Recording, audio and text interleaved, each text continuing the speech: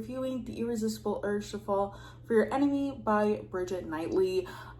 This book is a romantic fantasy between our female lead, the healer, who is trying to distribute a pox vaccine because there is a huge number of the poor that are dying due to the pox, but due to not being able to get funding, they can only prolong the lives of their patients. They can't really do anything to heal them, and so there's huge amounts of poor children that are dying due to the pox vaccine.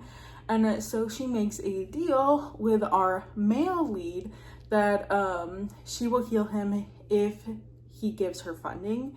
He has this disease which blocks his ability to use his powers, and as an assassin, if he lacks the ability to use his powers and to assassinate and get funds for his guild, then his guild will turn on him and assassinate him. So he has a lot of reasons why he definitely needs to be healed.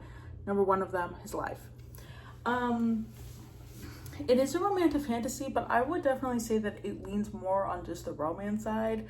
The fantasy is that there are different guilds that do different things. Like her guild heals, his assassinates, and they have different powers that enable them to serve that purpose.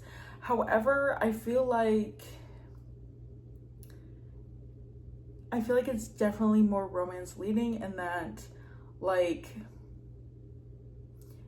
if the book made it so that they didn't there's nothing that they're doing that necessarily needs magic.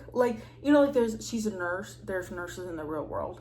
He's an assassin, there are assassins in the real world.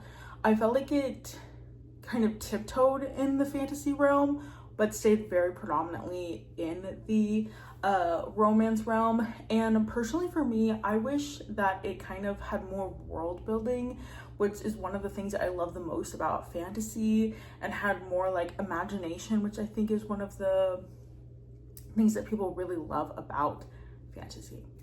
Overall, why I didn't like this book is that I felt like the fantasy part was very underdeveloped, and the romance part felt very forced. To me, it felt like it wasn't a enemies to lovers, it was just enemies.